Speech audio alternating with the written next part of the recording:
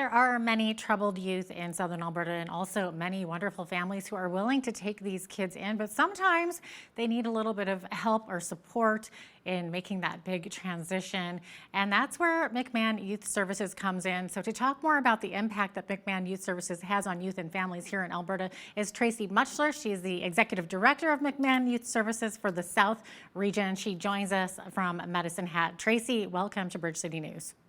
Thanks for having me today. Absolutely. Okay, so maybe tell us a little bit about how McMahon Youth Services got its start and what it does. Yeah, so McMan is a nonprofit organization. We're actually a provincial organization, and we're one region of that provincial organization. So we cover all of Southern Alberta, and we serve individuals with diverse and often complex needs. So we do things such as skill building and support groups, recovery and addiction supports, supervised visitation, family mediation, housing, shelter, therapeutic foster caregiving that we might talk a little bit about, and lots of community connections. We also operate actually two drug treatment courts, one in Lethbridge and one in Medicine Hat. Okay, so it's all about youth mainly. Yeah, Okay, so yeah. what are some of the main needs of the young people when they first encounter McMahon Youth Services? Yeah, oftentimes there's so many complex and intertwining factors. And so Yeah. oftentimes the youth that we're serving are very complex. And so one thing though that's prevalent right now in society, and especially with our youth right now, is mental health needs, and just really looking at the whole person's well-being. And so it might be mental health, it could be addiction, it could be housing, it could be skill building, anything to kind of support them in their transition into adulthood and independence. Okay, so are you there to also sort of teach some skills and whatnot? And yeah. Yeah, so we do have a couple of programs actually. We're part of the family resource networks, and a few of those programs have some skill building as well. And so it could be maybe that individuals or youth have never had the opportunity to learn cooking skills or housekeeping skills or how to write a resume or any of those things. And so we'll either do that with them or connect them as a service brokerage to other services in the communities to help them achieve those goals. Okay. Okay. So, what does your center look like? Do you have a place for them to stay as well? So that totally depends on the location. In Lethbridge specifically, we actually do have a youth drop-in center.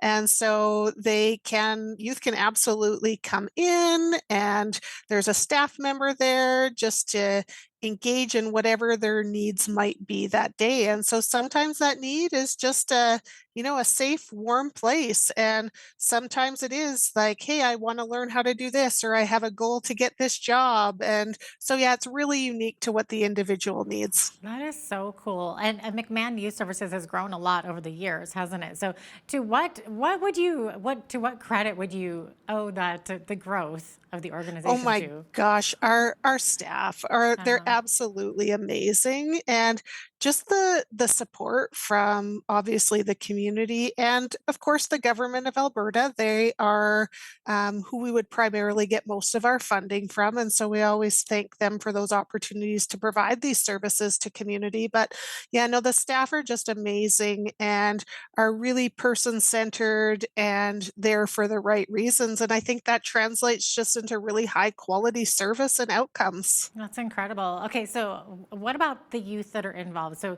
you must have some great success stories. So how have you seen the programs that change the lives of Alberta youth? Yeah, it's so cool, and I mean, I actually don't come from the sector, but that's what keeps me here is seeing those successes, and sometimes it's honestly the tiniest little things that we may take for granted. And so it could be just, recently we've had one youth partake in extracurricular activities. And that was Mhm. something at, the age of 16, they had never had the opportunity to do.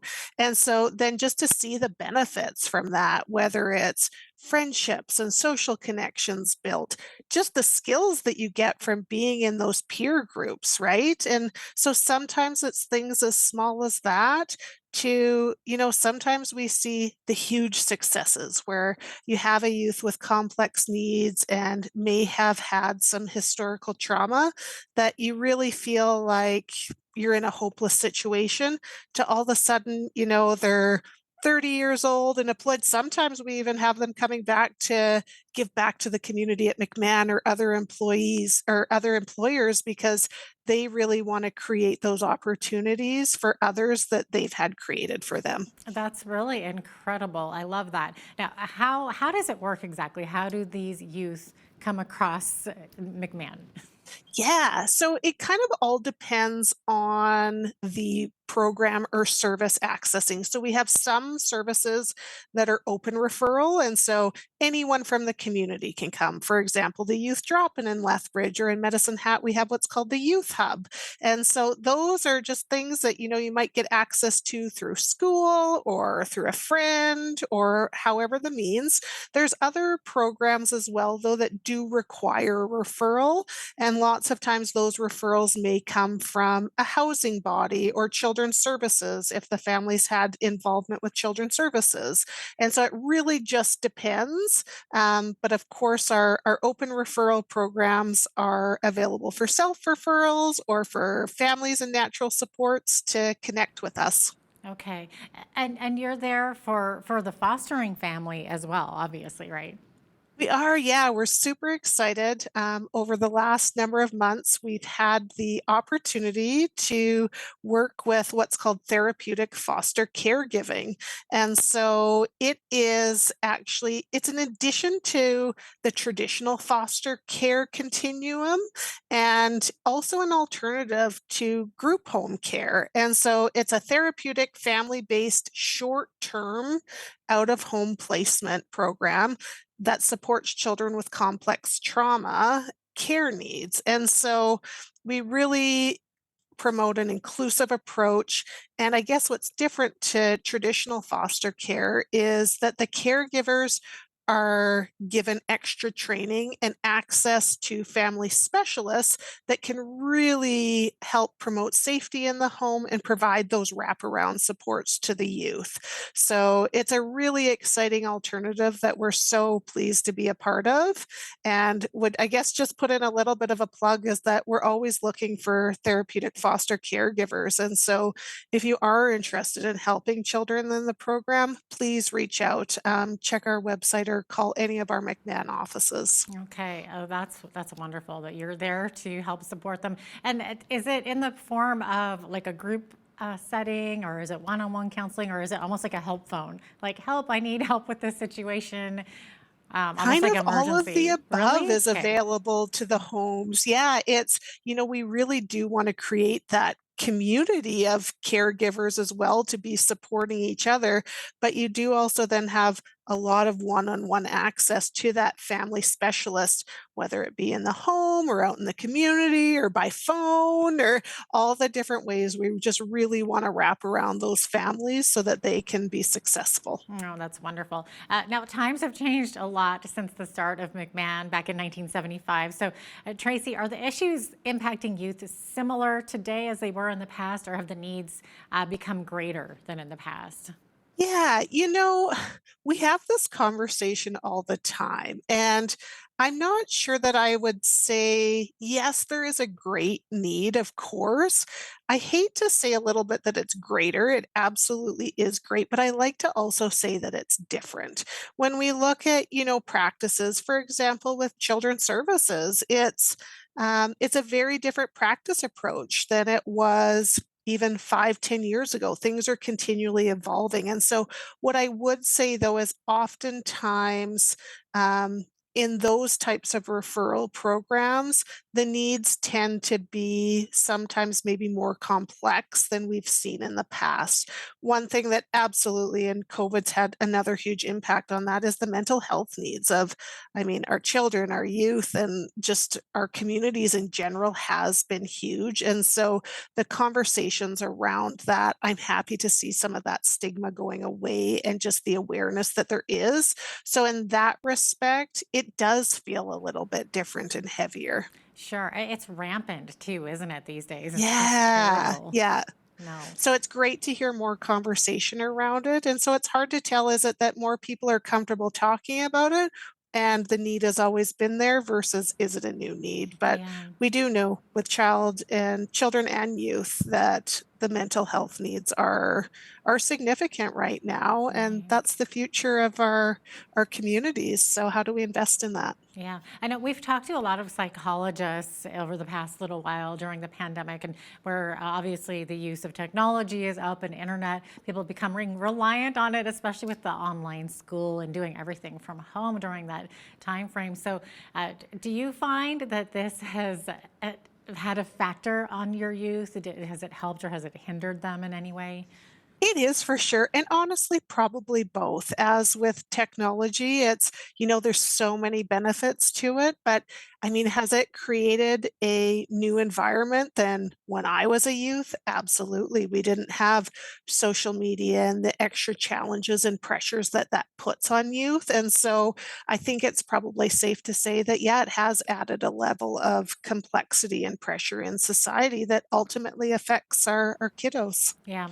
Another thing that obviously makes headlines a lot too is the kids caught in human trafficking and sex work. So, do you assist with youth caught in that type of situation as well, or even the drug trade for that matter? Yeah, so we actually do right now. Our contract, we call it PSECA, and so it's actually focused on the southeast quarter of the province.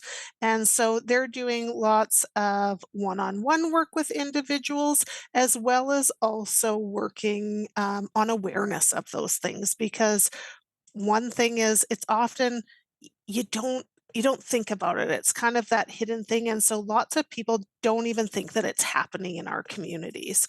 And so the program actually does work around that as well. And so it's quite focused on, especially those potentials for online harms. And so really enhancing awareness around those risks of exploitation. We try and do education on, grooming, pressured sexual activity, online resources, because that's a huge piece right now, and just really trying to how do we embrace technology and its benefits, but also keep our kids and youth and adults safe by decreasing those risk behaviors. Oh, definitely. You mentioned the need for foster parents right now. So, what is the process for fostering a child or a youth? Yeah, so what you would do actually, it's quite an intensive I process. can And so imagine. I would recommend heading to our therapeutic foster care website. And we have a family specialist again that will address all the questions. And so we have community information sessions so you can see initially if it's a fit for you. And then starts going down a pretty intensive process if you actually want to pursue having a foster child in your home. And so it's exciting, but it is a lot of work because we also want to make sure that it's a great fit for the youth and for the families and everyone involved, and that we have that safe environment for them. Definitely. Can you talk about the impact that families can make on a child who needs a foster home? Oh my gosh, it's incredible. So even early in these days where we have only a few, the impacts have been incredible. It can be increased school attendance. Again, it can be those connections and extracurricular activities. It can be emotional regulation results on that where maybe they haven't had those skills to help regulate themselves before. And so honestly, the opportunities and impacts are endless.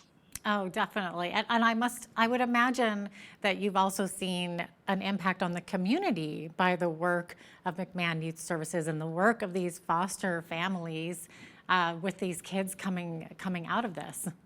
It is, it's really cool, and, some of the neatest things that we've seen too is that, um, maybe it's family members or supports that these kiddos actually have never had the opportunity to connect with, are coming back into their lives and create those opportunities for that permanency in them, and so, yeah, it really is profound.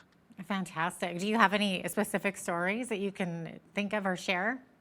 I guess honestly, one is that comes to mind is specifically just around school attendance. So, we've had a youth that due to some historics has not been able to attend school regularly and within a month or two having those supports wrapped around them and the family have just given this sense of optimism and control in their lives because we also really want to include them in the decision making. And so by empowering them and seeing them gain the confidence to say, no, this is what I need to succeed. And then how that comes out in little bits like it is school attendance, gaining employment, joining activities, has been amazing. That's fantastic. It looks like we're out of time, but Tracie, thanks so much for joining us today. Appreciate it. Thank you so much for having me. Absolutely. Tracie Mutschler is the Executive Director of McMan Youth Services for the South Region.